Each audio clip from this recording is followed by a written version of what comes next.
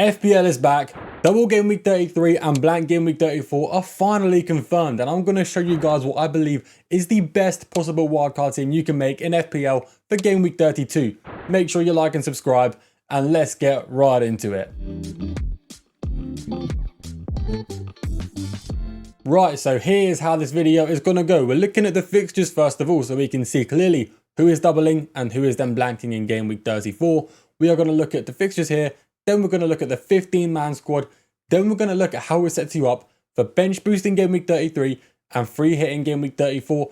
This is what this wildcard is made for. All of you who are on wildcard game week 32, I'm assuming, are on this chip strategy. If you're not, then you're one of few. There's not a lot of you, and this team will not work for you, so I do apologize. But for the majority of you, this wildcard team is going to suit you the best. So as we can see here, we got Brighton with a decent double game week. No really easy games, but no real tough games. It just depends how good a Brighton actually going to be. Then we have Leeds. Now, that penalty shootout was close. They nearly bottled it. They were 2-0 up in the 90th minute and they nearly sold the game. But Leeds qualifying to the FA Cup semi-finals and doubling in game week 33 is huge for those of you on game week 32 wildcard. This is because Leeds have such a good end of season run in fixture run. Like, they're going to last you long term. You're not bringing them in for a few game weeks just because they have a double.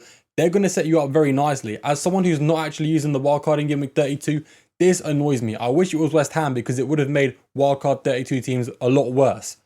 Another big thing I'm going to mention, obviously Arsenal didn't make it into double game week 33. They got knocked out by Southampton, which I found quite funny. Now, the fitness of Gabriel, Timber and Rice is huge for this video. I'm not going to give too many spoilers, but I think Gabriel is essential even though he's a single game week player, but his fitness is so up in the air, we just don't know about it yet. Same with Timber and same with Rice.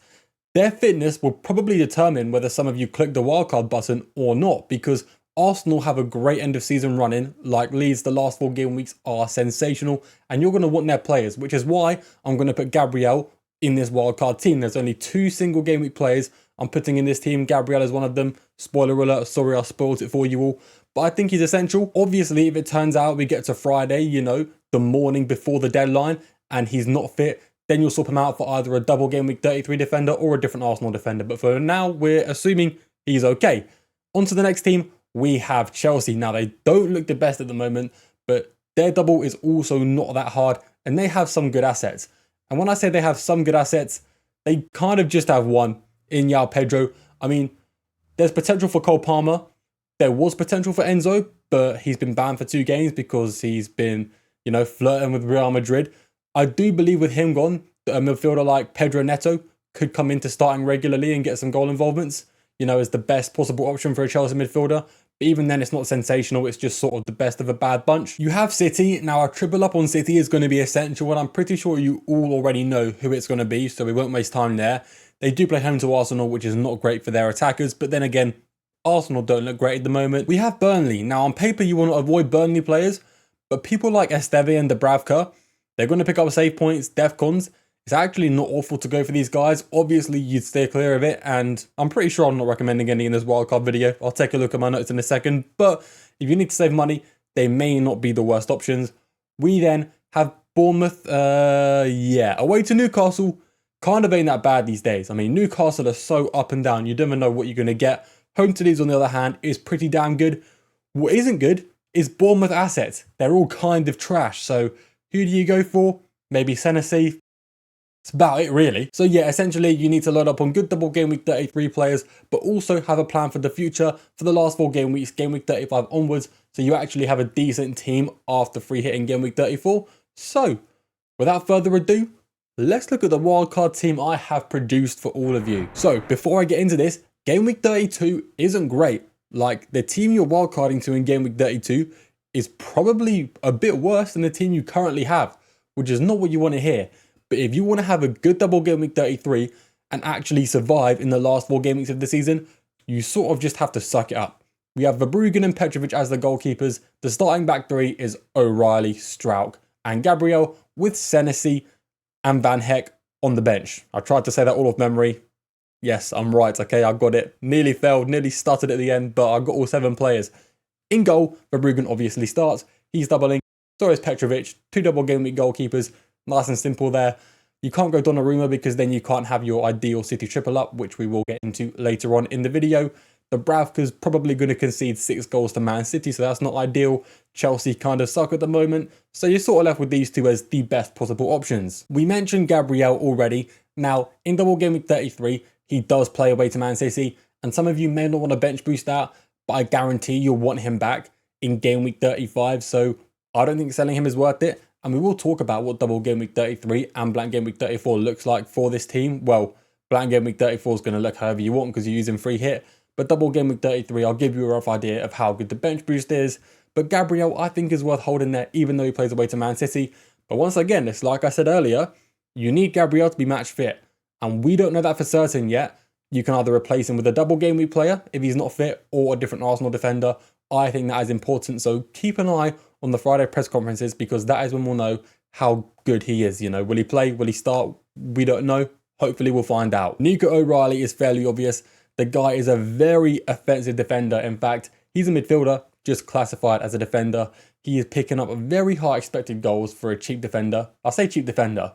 He's under 6 mil, which is very cheap for what he's offering right now. So I think he's an absolute no-brainer. A player I'd be very scared to go without. He's probably someone I'm going to transfer in game week 32 as a non-wildcarder myself. Then we double up on the Brighton defence, which isn't ideal, but Senesi away to Arsenal and Struijk away to Man United is not good. Let's be honest, you're not going to be starting either of those two. So we may as well put all of our eggs in one basket and start a double Brighton defence against what is easily the worst team in the league. So this back four, you know, back three and a goalkeeper, it's not sensational, but it's certainly not bad. You know, you've got Arsenal, Gabriel, decent fixture if he's starting once again. Brighton, good fixture. Nico O'Reilly, not so much of a good fixture, but he could get a goal. He could also keep a clean sheet along with it, because Chelsea do not look good at the moment. In midfield, this team does include Cole Palmer. He's playing home to Man City. It's not a great fixture, but Cole Palmer, he's got potential for massive hauls. Like, he's not been great recently. And the other Chelsea midfielders, Neto, Enzo, you know, they're not great. And you can afford Palmer, so why not? If you're one of those people with a really low budget and you can't afford Palmer, then you may need to make some downgrades. But you could go from Senesi to James Hill if you need to save money. Maybe from Struijk to Rodon, even though Rodon's a risk. You know, you can save around, what, 1.5 million just doing those 2 downgrades. But if you really have to, you'd have to go Palmer to Neto, which I really don't think is worth it. So please try to downgrade elsewhere if you can't afford Palmer with this exact team. We then have Semenyo, who is a very obvious piece of this Man City triple up we have been talking about. There needs no explanation, really. His form is insane. Away to Burnley, Semenyo could wreak havoc. I mean, home to Arsenal, he may not do as well. But if you just get 2 points, you know, some point fodder against Arsenal, then you score 2 goals or get 2 assists against Burnley, which is very possible. You've had a very good game week. And with that ownership so high, you really don't want to be going without him. Bruno Fernandes is the second and last player in this team who will not double in game week 33. And I think he is also essential because he is the best captain for game week 32. And in double game week 33, he plays away to Chelsea. Guys, like I said already, Chelsea aren't on great form. There's no need to sell Bruno for that fixture. Like I said, Gabriel away to Man City, you could sell. But Bruno, he's someone you want to keep for the rest of the season. He is the new Haaland, and I don't think any of you will disagree with me on that one. We then have Brighton midfielder Pascal Gross completing a Brighton triple up. Now, a Brighton triple up isn't ideal, but with this double game week 33, it's sort of the best you can get. I would much prefer Diogo Gomez, guys. Diogo Gomez has been cooking. He's very cheap. He's been getting reliable minutes. He's, you know, got the output as well. He's scoring. He's getting assists. The issue is, somehow he is a midfielder who is already on 9 yellow cards. Now, I get that for someone like Palhinha, who's playing every game. Well, he was, I think, I don't know. But, you know, players who play that holding midfielder position, they can get lots of yellow cards when they're starting every week. Diego Gomez was not a regular starter for a while. And the guy's a winger. Please can a Brighton fan tell me how this man is picking up so many yellow cards? I don't get it. And it's frustrated me because I thought he was going to be a great pick in this wildcard team. I was going to put him on the thumbnail.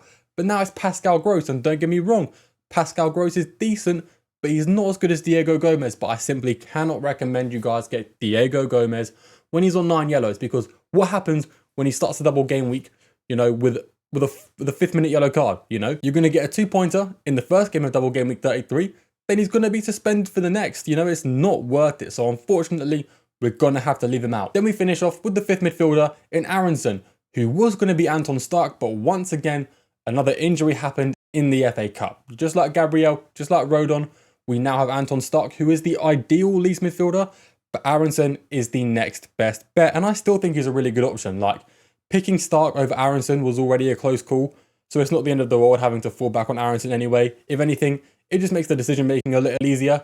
Even Okafor could have been pretty good, but once again, another injury. And like I said already, those Leeds players are so good for helping you see out the rest of the season. They're going to help you save transfers and use them elsewhere in places your team actually needs it. Now, that's the defence done. Goalkeepers too. Along with the midfielders, it is time for the front three. And this front three picks itself. Erling Haaland is here. If you need to know why, then I don't think FPL is for you, and I mean that in the nicest way possible. I think he is going to be your captain for Game Week 33. There's not many other options you could go for because everyone else is sort of suboptimal. Like, you could go for maybe Semenyo. We'll talk about it later because right now we're talking about Game Week 32. Either way, Haaland should be in your team.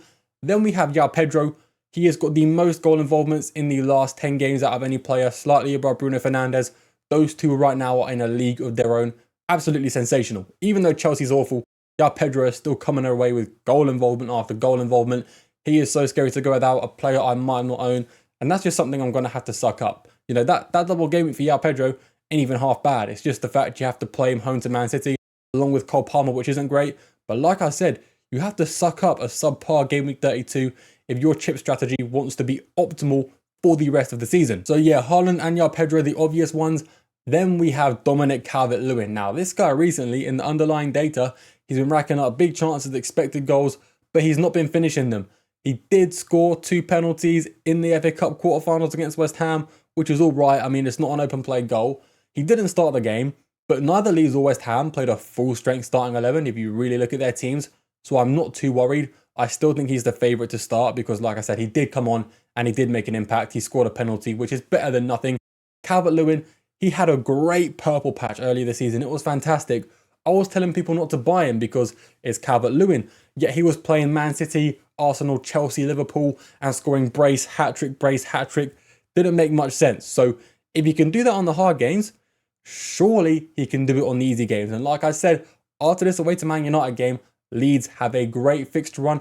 And I believe out of all these Leeds players, Dominic Calvert-Lewin is the best to own. Some of you may disagree. Some of you may even want to stick to something more simple like Thiago. You know, I completely agree with that. That's fine. But I don't completely agree with it because if I did, I'd put him on this team. I understand it, but I think Calvert-Lewin is a lot better and the upside is incredibly high, you know, especially playing home to Burnley and home to Wolves in the next 4 game weeks. Do you really want to miss out on that? I personally would not want to miss out on that, and I will not miss out on that, despite not even being on a wild card in Game Week 32. So yeah, this is the team I think you should go with for your Game Week 32 wild card. Quick reminder on some things. Gabriel, you need to wait for his match fitness update. You could move him to Timber if he's not fit, but then again, Timber's also an injury risk. You could move him to a Chelsea defender who has a double game week in Game Week 33, which also works. If you need to save money, if you can't afford this, you can downgrade Senesi to James Hill. That should probably do it. If you still can't afford it after that, you're definitely broke, but you can still go from Struijk to Rodon or a cheaper Leeds midfielder. Sorry, defender, Leeds defender, because Struijk is a defender. And that should hopefully mean anyone watching this video can afford this draft. Anyway, let's look at how this lines up into the future. What your double game week 33 looks like, and obviously your game week 35 and onwards. We don't care about blank game week 34 because you're going to use your free hit. Game week 35, we're going to take a brief look at it. We're not going to look at it too much. It's a little while away. Things could change. But sort of talk about the players you're going to want to target for the final 4 game weeks. So as you can see, double game week 33 is stacked. You have 13 out of 15 double game week players. And we'll assume you only have 1 free transfer because you just used your wild card. If you have more free transfers, like you have maybe like even 2, you could actually afford to sell Gabriel for a different double game week player, then just bring him back in game week 35. But if you're limited for transfers, I would say don't do that. Even though he plays away to Man City and you're going to bench boost him for what probably will be a blank, there's a chance for a goal, there's a chance for DEFCONs, and there's still a chance for a clean sheet. Then with Bruno Fernandes, it's like he physically cannot blank at the moment, so none of you will be, you know, ashamed of bench boosting him, even though he's not got a double game week. You have a decent starting 11. Like, you're working with what you've got. Your bench would also be finished off with Van Heck and Verbruggen, a double Brighton defence. With this bench, Even on a low roll, you've probably got a safe floor of an extra 10 to 15 points. And on a high roll, you could be looking at 20, maybe more. That's an optimistic outlook, obviously. On the whole, I think this is probably the best team you can have in double game week 33, while also considering the future and how your team looks going into the end of the season. Your captain could be Haaland, it could be Calvert-Lewin, it could be João Pedro.